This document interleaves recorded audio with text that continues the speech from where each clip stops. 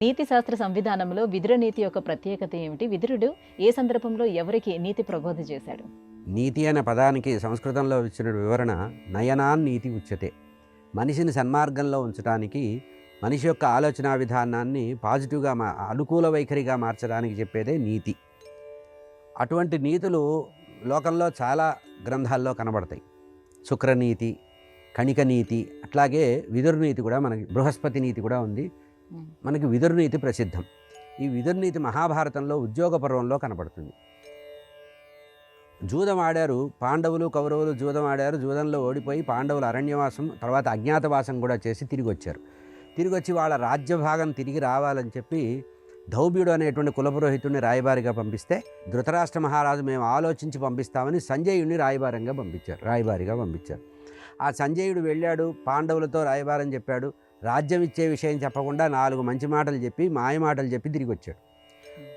ధర్మరాజు వెళ్ళేటప్పుడు కృష్ణ పరమాత్మతో కూడిన ధర్మరాజు, అటు ధర్మరాజు ఇటు కృష్ణుడు ఇద్దరూ కూడా మొహం వాచిపోయేటట్టుగా సంజయుడిని నిందించి, ఏమీ ఇవ్వనప్పుడు రాయబారం ఎందుకు, శుష్కప్రియం ఎందుకు, శుష్క సంభాషణ ఎందుకయ్యా, దీనివల్ల ప్రయోజనం లేదు, సరే మేము కృష్ణ పరమాత్మని రాయబారిగా పొమ్మన్నారు.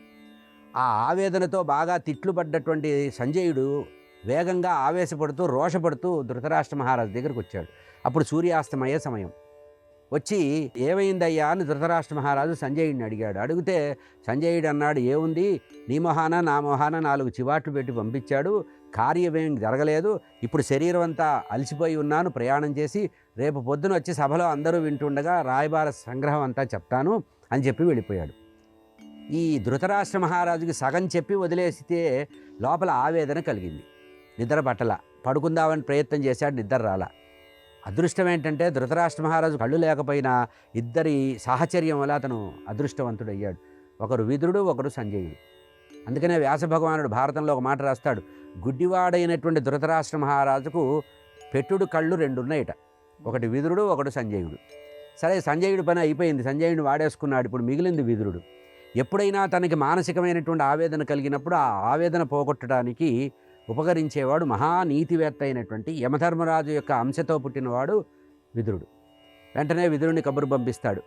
కబురు పంపించి విదురుని అడుగుతాడు, నాయన, సంజయుని రాయబారానికి పంపించాం, ఏదో కార్యం జరుగుతుంది అనుకున్నాము, కార్యం జరగకపోగా ఆ కార్యం విపరీత ధోరణికి వచ్చినట్టుగా అనిపిస్తోంది, మనసు ఆవేదనగా ఉంది, నాకు ప్రజాగరం పట్టింది అన్నాడు.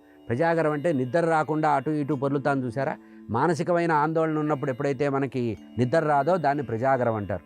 మహాభారతంలో ఉండేటువంటి ఉద్యోగ పర్వంలో ఉపపర్వం ప్రజాగర పర్వం. అంటే నిద్ర పట్టకుండా బాధపడేటువంటి వాడి పరిస్థితి.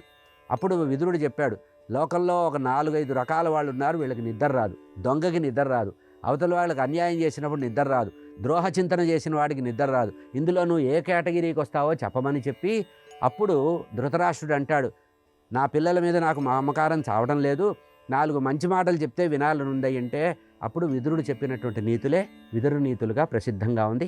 మహాభారతం ఉద్యోగ పర్వంలో ఇది ఉంది.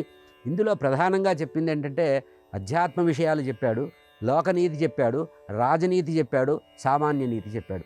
అంటే కేవలం ధృతరాష్ట్రుని అడ్డం పెట్టుకొని విదురుడు చెప్పిన నీతులే కానీ, ఈరోజు కూడా మనం వాడుకోదగినటువంటి సార్వకాలికమైన నీతులు అందులో ఉన్నాయి. అంటే ఈరోజు మన వర్తమాన సమాజంలో ఈరోజు ఉండేటువంటి అనేక ఆలోచనలకి నీతి మార్గంలో నడవడానికి, అసలు ప్రపంచం ఎట్లా ఉంటుందో తెలియాలంటే విదురు నీతులు ప్రతివారు అధ్యయనం చేయాలి. అందులో అధ్యాత్మ భావనలు, పుణ్యపాపాలు, చెయ్యకూడని పనులు, చేయవలసిన పనులు, మనిషి ఎట్లా బతకాలి, ప్రజల్ని ఎట్లా పరిపాలించాలి, రాజు ఎట్లా ఉండాలి, యజమాని ఎట్లా ఉండాలి, సేవకుడు ఎట్లా ఉండాలి, ఇట్లా ఒక 1000 శ్లోకాలలో విదురు నీతులు చెప్పబడ్డాయి. తెలుగులో తిక్కన గారు 108 పద్యాలలో విదుర్నీతిని పూర్తి చేశారు. సామాన్యమైన నీతులుగా ప్రారంభిస్తూ యమధర్మరాజు యొక్క అంశ సంభీతుడైనటువంటి విదురుడు ధృతరాష్ట్ర మహారాజుకు చెప్పిందే విదుర నీతి.